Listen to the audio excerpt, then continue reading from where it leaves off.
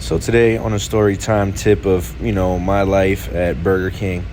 This was years ago. I was a crew member, and there was a GM. He was really good to me. He was real cool. He was really cool to the staff, but he was definitely about his job.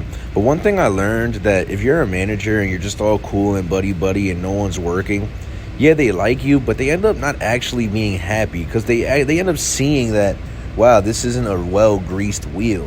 They end up seeing that they're in a rush, everything's unorganized, no one's doing anything, they feel like they're picking up slack, but you never feel the anger because they're cool with you. You're the cool manager. Instead of, you're doing the job, you're making everyone do the job, and then everyone sees that things are running smoothly. They're not being overworked. They're not being taken advantage of. It works all around when you're about the job. Now, there's just a way to be social and a way to come off and do things and to not be rude and to not be a jerk and not to make someone feel low. But back to the story, he was a really good GM.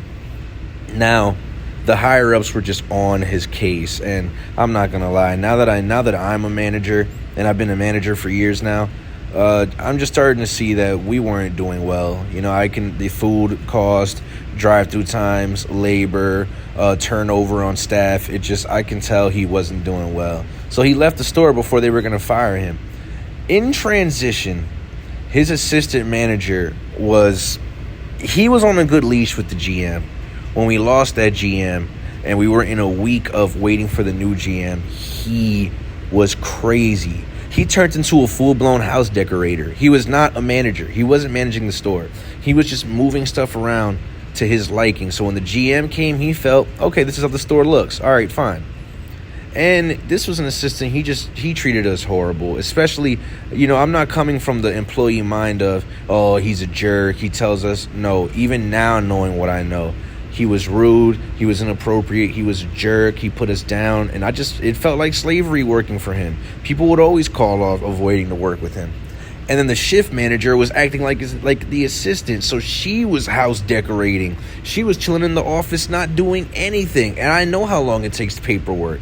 It doesn't take a whole shift. So it just sucked.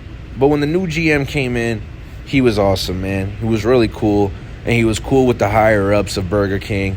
And he was just a really nice guy. I learned a lot from him. And a lot of things that I learned from him, I still apply to this day. One of those things was being good socially. Now, when I got my first management position in Burger King, I still had to master it, because that's a new leadership. That's a new responsibility. But I would try to remember how he handled certain things. And I still try to handle things the way he would handle certain things.